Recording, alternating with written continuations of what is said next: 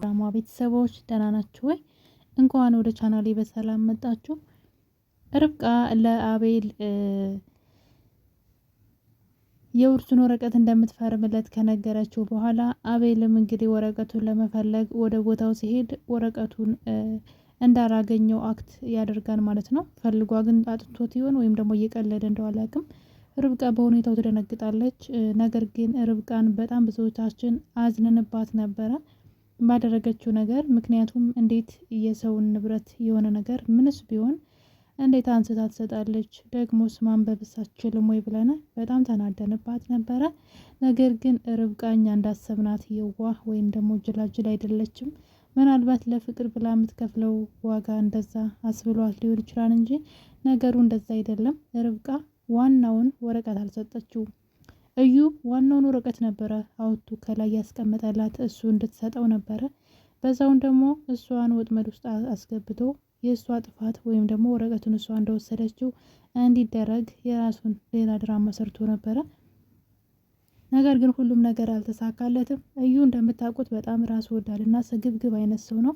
መቲን ሳይቀር በህይወቷ የሚጫወትባት እንግዲህ እሷ ስለምትወደው እየሄደ ይቅርታ ሲጠይቃትና ለራሱ ፍላጎት ሲሆን እየሄደ ለማመጣታን እሷም የምር የተመለሰ እየመሰላት እሺ ብለው አብረው ትሆናለች። ልክ የሚፈልገውን ነገር ሲያገኝ ደግሞ መልሶ ትቷት ይሄዳል። ያሳዝናታል ማለት ነው።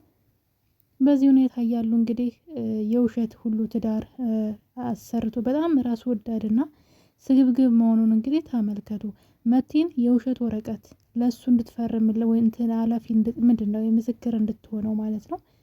የውሸት የትዳር ወረቀት አሰራ። የውሸት ፌክ ማለት ነው።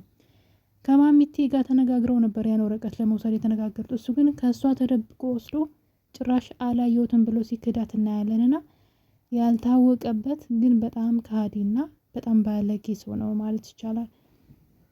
እና እንግዲህ ፌክ መሆኑን ካወቀ በኋላ ግን እንትኑ ኮፒ መሆኑን ሲያውቅ ማለት ነው ርብቃኔ ዛሬን ቀን ብቻ አጣጥሚ እንደው ብቻ እያለ እንግዲህ እየፎከረ ወደ ርብቃ ሲመጣ ነበረ ነገሮች የተበላሹት።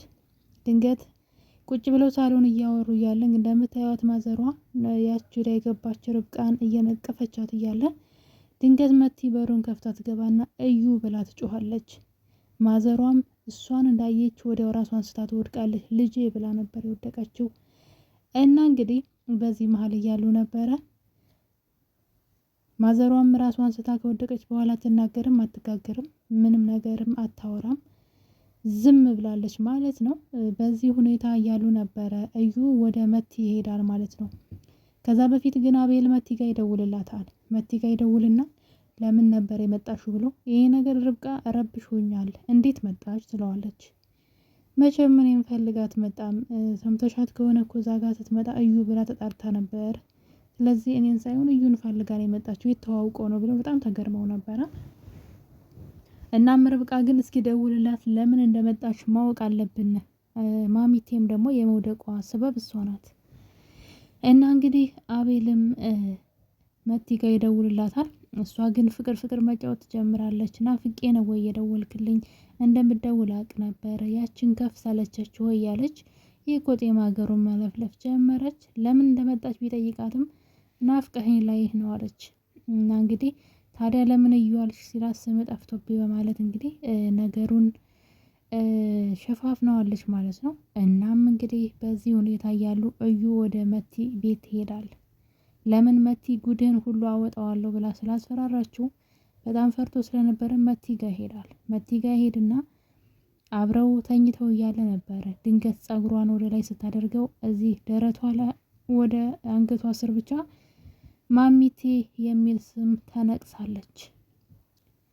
እንግዲህ አሁን ላይ እስከዛሬ ድረስ ርብቃ ምናልባት የማሚቴ ልጅ ናት ብለን ስናስብ ነገር ግን መቲ ሳትሆን አትቀርም።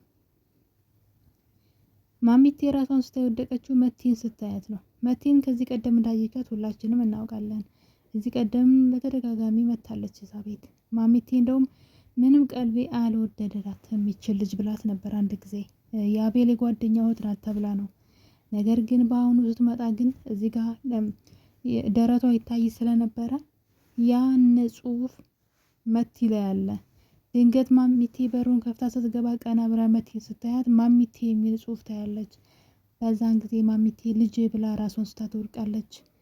እና እንግዲህ የማሚቴ ልጅ መቲ መሆኗ ነው። እንግዲህ ስለ መቲ ብዙ አናውቅም። ምናልባት እኛ እንደውም ርብቃ ናት ብለን ነበር የምናስበው በጣም ስለምታሰቃያት እና ከእሷ ቤተሰቦች ጋር የተያያዘ ነገርም ስለሆነ ነገሩ ምናልባት ርብቃ ናት ልጇ ብለን ነበረ።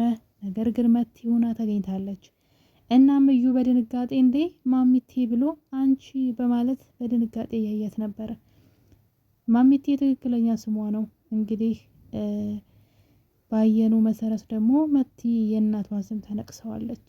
ስለዚህ የማሚቴ ልጅ ማናት? መቲ ናት ብለን ማሰብ እንችላለን ማለት ነው። በእርግጥ አሁን ላይ ማሚቴ ምንም ነገር መናገርም ማውራትም አትችልም። በሌላ በኩል ደግሞ መቲ እንደምታውቁት እንግዲህ የርብቃ ልጅ ለመግደል ደፋ ቀና እያለች ነው። እዩም ይሄን ነገር ይፈልገዋል እና እንግዲህ ለቤት ሰራተኛዋ ማለት ነው ስሟ ስለማይያዝልኝ ነው። በነገራችን ላይ ስሟ ለምን እንደማይያዝልኝ አላውቅም።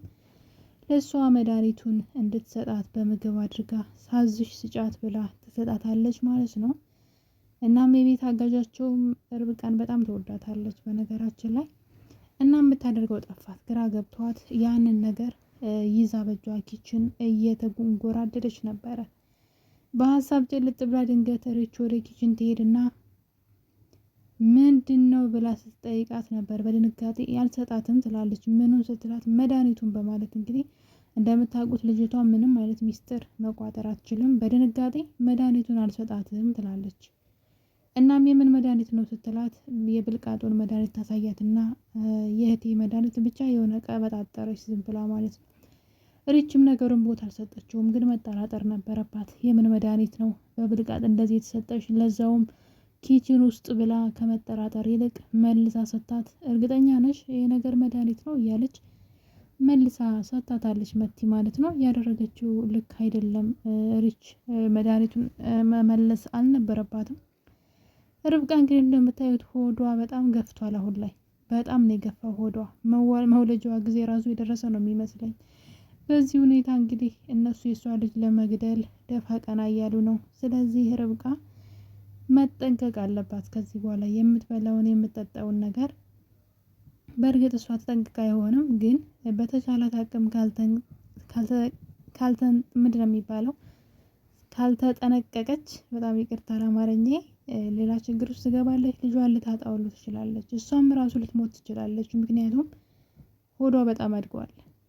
እና የኔ ተወዳጆች እንግዲህ ርብቃ ድራማ እንደምታዩት እንግዲህ አሁን ላይ ማሚቴ ማውራት መናገር አትችልም። ርብቃም ደግሞ ሆዷ በጣም ገፍቷል። እዩና መቲ ደግሞ የርብቃን ልጅ እና የአቤልን ልጅ ለመግደል እየተማከሩ ይገኛሉ።